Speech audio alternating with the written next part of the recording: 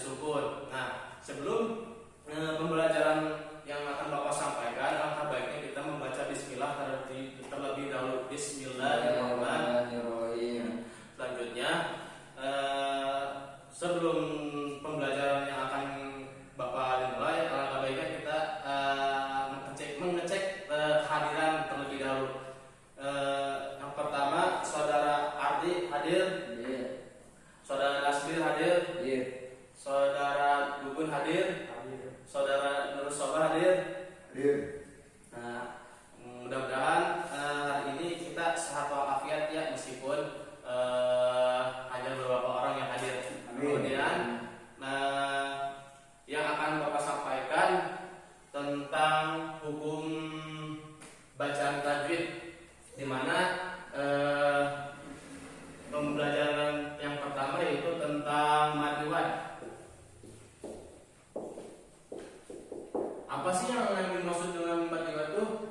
Mad itu artinya panjang, dan iwad itu artinya pengganti. Jadi bisa diartikan menurut istilah itu adalah apabila ada fathah tain yang berada di akhir ayat atau ada tanda waqaf, itu tanda waqaf artinya berhenti. Bacaan mad di sini menggantikan bunyi fathah tain. Contoh seperti fa inna ma'al usri yusran. Nah, pengganti fathah tain di akhir kata kalimat seperti yusron. Nah, ini di mana-mana ada kalimat yusron di fathah tain bertemu alif di akhir kata atau di akhir kalimat meskipun ada tanda waqaf. Nah, ini disebut mad. Baik, fa inna ma'al usri yusron, inna ma'al usri yusra. Dibacanya fa inna ma'al usri yusra, inna ma'al usri yusra. Dibacanya dua harokat, satu alif. Nah, ini tentang mad iwad. Contoh lain seperti coba Nasbir, kata lain tentang mad iwad.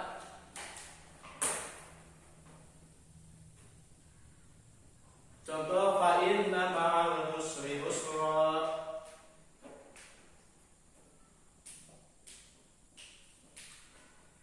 Idza jaa nasrullahi wal fath wa ra'aitan nasa yadkhuluna fi dinillahi afwajan. Nah, afwajan itu ada tanwin bertemu alif. Afwajan. Nah, ini teh disebut mad iwad. Apabila kata seperti yusron ada tanwin bertemu alif di akhir kalimat, itu disebut mad iwad. Sudah paham sampai mad iwad sini? Sudah? Gimana menurut sobat? Sudah Pak, insyaallah. Terus pembahasan kedua yaitu tentang mad lain. Apakah yang dimaksud dengan mad itu bisa diartikan secara bahasa yaitu panjang, dan lain itu artinya lunak. Nah, disambungkan mad lain itu, apa yang dimaksud dengan mad lain? Mad itu adalah mad yang terjadi apabila ada waw sukun atau ya sukun. Contoh di sini ya sukun atau waw sukun.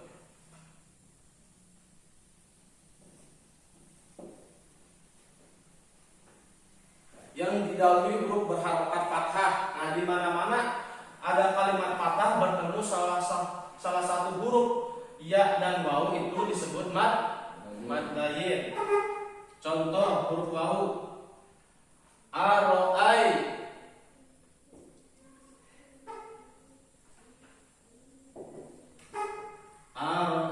Nah, ini di lafaz ai, di huruf ai itu alif di fathah bertemu ya disukun itu disebut mad layin. Contoh kata lain selain ro'ai, fikurai, diila fikurai. Surat apa itu? Nasbir Al-Quraish, diila fikurai.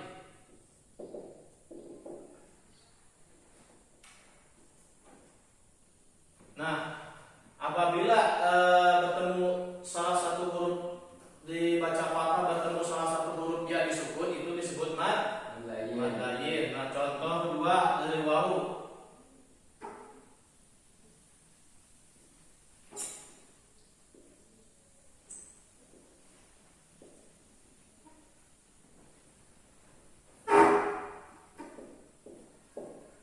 Aufu bi'ahdihim. Au di sini lunak ya aunya. Aufu bi'ahdihim.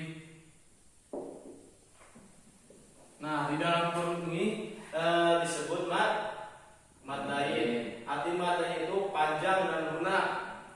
Bila bertemu di harokat fathah bertemu salah satu huruf ya dan mau disebut itu disebut mad lain. Nah, sampai sini paham mad lain? Nah, selanjutnya tentang mad alif di mad alif sukun.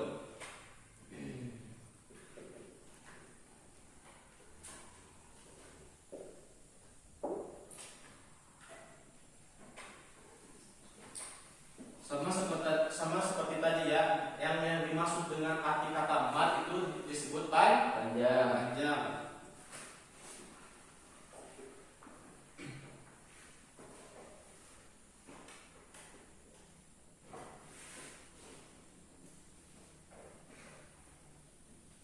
Nah, di sini yang dimaksud secara bahasa mad artinya panjang. Alif berarti baru.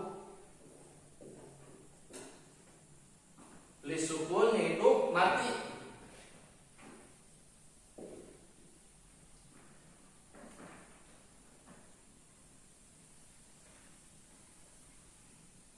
Nah, ini dibacanya bagaimana? Dibacanya di 5 harokat ya, di akhir kalimat. Contoh seperti alhamdulillahi rabbil alamin. Seperti itu.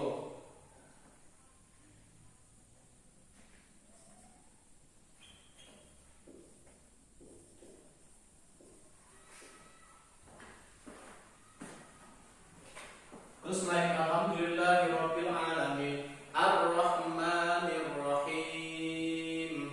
Nah, apabila akhir kalimat baik iya disukun atau waw disukun itu disebut mad alif di sukun. Nah, tetapi membacanya di akhir kalimat, nah itu disebut mad alif disukun. Nah, mungkin dari anak-anak ini ada yang dipertanyakan tidak? Mengapa ketika kita membaca Al-Quran harus didasari sumber hukum tajwid? Apakah ada yang bertanya? Mungkin dari saudara Nur Sobas, apakah ada yang dipertanyakan? Cukup, Pak. Cukup. Mungkin dari saudara Ardi, saudara Ardir. Cukup, Pak. Mungkin dari saudara Lubun.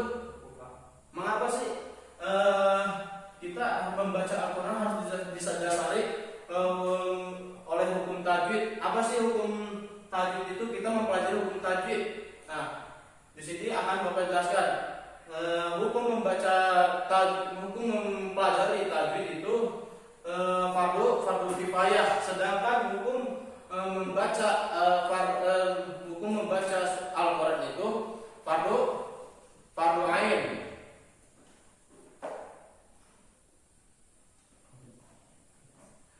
Nah, ketika kita membaca Al-Quran tidak didasari sumber hukum tajwid, maka kita akan membacanya seperti air, mengalir tanpa ada panjang, tanpa ada jeda, tanpa ada apapun. Seterusnya kita akan tanpa ada dasari sumber hukum tajwid. Selebihnya ketika kita kalau misalkan ibaratkan di kalangan pesantren seperti membaca huruf gundul tanpa mempelajari nahwu shoroh di kalangan pesantren. Nah, mungkin dari ini ada yang dipertanyakan lagi atau tidak?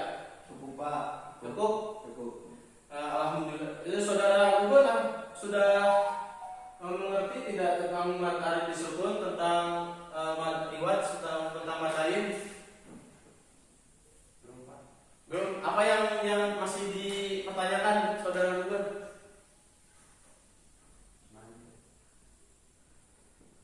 Nah, ini mad iwad itu artinya panjang, mad itu panjang, mad iwad itu artinya pengganti seperti yusron, kalimat yusron, kata yusron. Fa inna ma'al usri yusron. Itu teh awalnya yusron sebab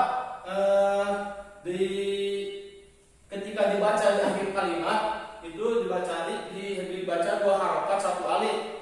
Dibacanya yusra, fa inna ma'al usri yusra. Inna ma'al usri yusra. Seperti itu. Saudara-saudara mungkin ada yang dipertanyakan lagi? Cukup Pak, sudah. Saudara Abdi? Cukup Pak, sudah. Mungkin segitu saja ya yang saya Bapak sampaikan. Apabila kurang lebih detail yang menjelaskan, mungkin sahabat-sahabat anak-anak ini diberikan pencerahan, dibuka ketika pembelajaran oleh Gusti Allah agar menjadi orang yang cerdas dalam di bidang apapun. Amin. Allahumma